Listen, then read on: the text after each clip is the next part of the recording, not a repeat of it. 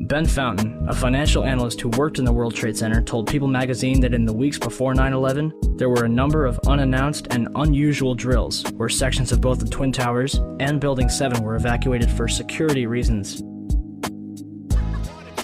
Daria Cord, a guard in the North Tower, told Newsday that security detail was working 12-hour shifts for 2 weeks before 9/11. But on Thursday the 6th, bomb-sniffing dogs were abruptly removed from the building. So who authorized all this? President Bush's brother, Marvin, was board of directors at Securicom from 1993 until fiscal year 2000. Securicom, now known as Stratesec, is an electronic security company backed by Kuwait American Corporation, which provided security for United Airlines, Dulles International Airport, and from the early 1990s up to the day of 9/11, the World Trade Center. Marvin is also the former director at HCC Insurance Holdings, which insured parts of the World Trade Center on 9/11. More information on this was supposed to be disclosed and never was. To date, the SEC has not revealed what they have learned. If only we could examine the debris from the World Trade Center and figure out what happened. Unfortunately, Mayor Giuliani began shipping the remains off to recycling yards overseas before investigators could even examine it. Not even FEMA was allowed into Ground Zero. Essentially, they blocked off a crime scene and destroyed all the evidence.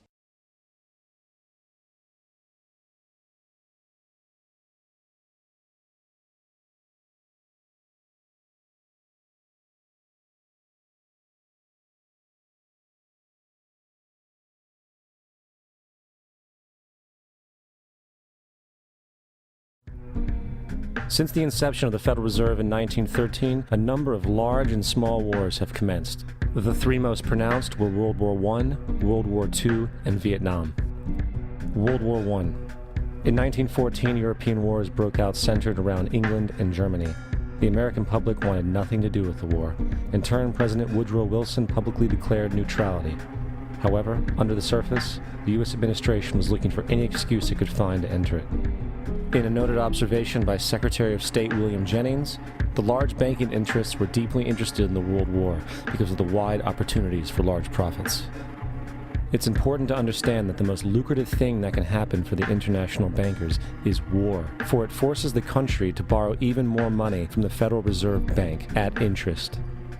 Woodrow Wilson's top advisor and mentor was Colonel Edward House, a man with intimate connections with the international bankers who wanted in the war.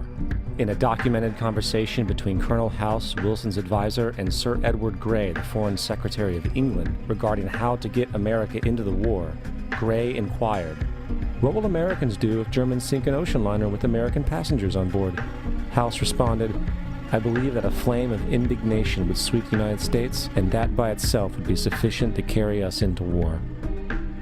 So, on May 7, 1915, on essentially the suggestion of Sir Edward Grey, a ship called the Lusitania was deliberately sent into German-controlled waters where German military vessels were known to be. And, as expected, German U-boats torpedoed the ship, exploding stored ammunition, killing 1,200 people.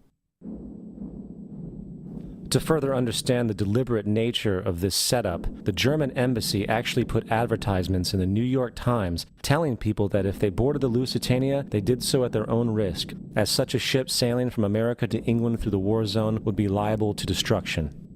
In turn, and as anticipated, the sinking of the Lusitania caused a wave of anger among the American population, and America entered the war a short time after. The First World War caused 323,000 American deaths. J.D. Rockefeller made $200 million off of it.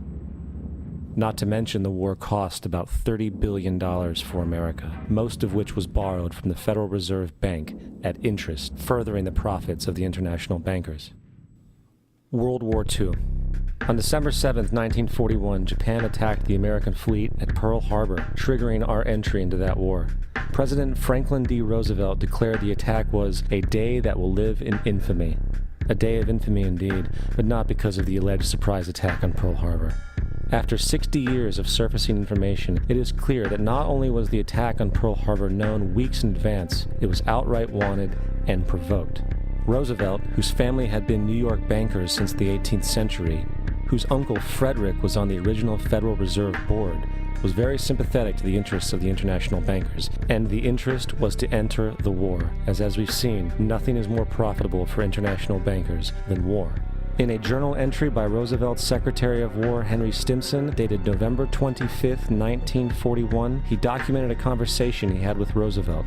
The question was, how should we maneuver them into firing the first shot? It was desirable to make sure the Japanese be the ones to do this, so that there should remain no doubt as to who were the aggressors. In the months leading up to the attack on Pearl Harbor, Roosevelt had done almost everything in his power to anger the Japanese, showing a posture of aggression. He halted all of Japan's imports of American petroleum. He froze all the Japanese assets in the United States. He made public loans to nationalist China and supplied military aid to the British, both enemies of Japan in the war, which, by the way, is completely in violation of international war rules.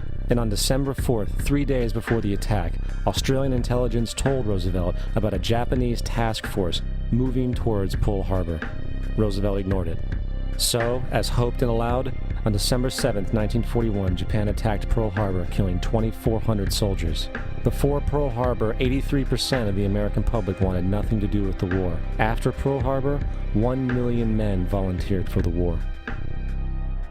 It is important to note, Nazi Germany's war effort was largely supported by two organizations, one of which was called IG Farben. IG Farben produced 84% of Germany's explosives, and even the Zyklon B used in the concentration camps to kill millions.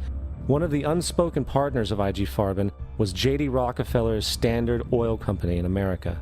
In fact, the German Air Force could not operate without a special additive patented by Rockefeller's Standard Oil.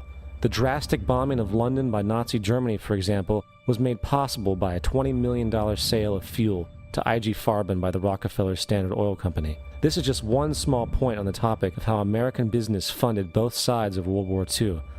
One other treasonous organization worth mentioning is the Union Banking Corporation of New York City. Not only did it finance numerous aspects of Hitler's rise to power, along with actual materials during the war, it was also a Nazi money laundering bank, which was eventually exposed for having millions of dollars of Nazi money in its vaults. The Union Banking Corporation of New York was eventually seized for violations of the Trading with the Enemy Act. Guess who the director and vice president of the Union Bank was? Prescott Bush, our current president's grandfather, and of course our former president's father. Keep that in mind when considering the moral and political dispositions of the Bush family. Vietnam. The United States' official declaration of war on North Vietnam in 1964 came after an alleged incident involving two U.S. destroyers being attacked by North Vietnamese PT boats in the Gulf of Tonkin. This was known as the Gulf of Tonkin Incident. This single situation was the catalytic pretext for massive troop deployment and full-fledged warfare. One problem, however, the attack on the U.S. destroyers by Vietnamese PT boats never happened. It was a completely staged event to have an excuse to enter the war. Former Secretary of Defense Robert McNamara stated years later that the Gulf of Tonkin incident was a mistake, while many other insiders and officers have come forward, relaying that it was a contrived farce, a complete lie. Once in the war, it was business as usual. In October 1966, President Lyndon Johnson lifted trading restrictions on the Soviet bloc, knowing full well that the Soviets were providing upwards of 80% of North Vietnam's war supplies. Consequently, Rockefeller interests financed factories in the Soviet Union, which the Soviets used to manufacture military equipment and send it to North Vietnam. However, the funding of both sides of this conflict was only one side of the coin. In 1985, Vietnam's rules of engagement were declassified. This detailed what American troops were and were not allowed to do in the war. It included absurdities like North Vietnamese anti-aircraft missile systems could not be bombed until they were known to be fully operational. No enemy could be pursued once they crossed the border of Laos or Cambodia. And most revealing of all, the most critical strategic targets were not allowed to be attacked unless initiated by high military officials. Apart from these imposed ludicrous limitations, North Vietnam was informed of these restrictions and therefore could base entire strategies around the limitations of the American forces. This is why the war went on so long. And the bottom line is this: the Vietnam War was never meant to be won, just sustained. This war for profit resulted in 58,000 American deaths and 3 million dead Vietnamese. So, where are we now? September 11th was the jumpstart for what is now an accelerated agenda by the ruthless elite. It was a staged war pretext no different than the sinking of the Lusitania, the provoking of Pearl Harbor, and the Gulf of Tonkin lie. In fact, if 9/11 wasn't a planned war pretext, it would be an exception to the rule. It has been used to launch 2 unprovoked illegal wars, one against Iraq and one against Afghanistan. However, 9/11 was a pretext for another war as well, the war against you. The Patriot Act, Homeland Security, the Military Tribunals Act, and other legislations are all completely and entirely designed to destroy your civil liberties and limit your ability to fight back against what is coming.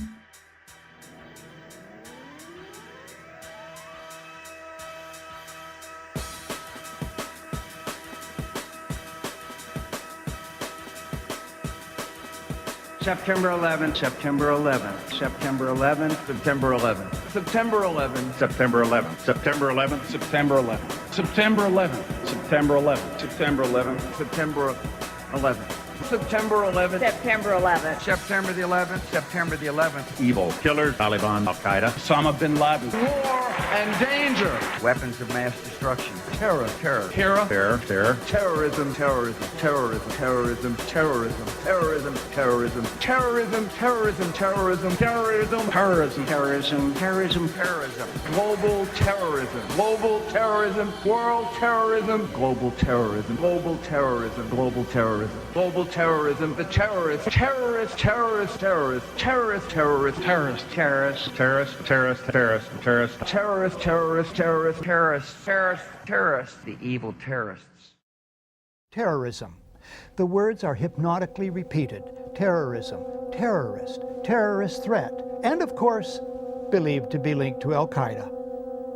But it's the so-called war on terrorism that's in our faces practically 24/7 as the inescapable focus of our existence. One day, our grandchildren will look back on this time and ask, how was the war on terror won? The entire U.S. ruling class, ruling elite, comes to see terrorism as the preferred means, indeed the only means, to provide social cohesion, to provide an enemy image for the society to keep it together. According to neocon theory from Carl Schmitt, you have to have an enemy image in order to have a society. It's a very dangerous thing because now it means that the entire social order, the political party,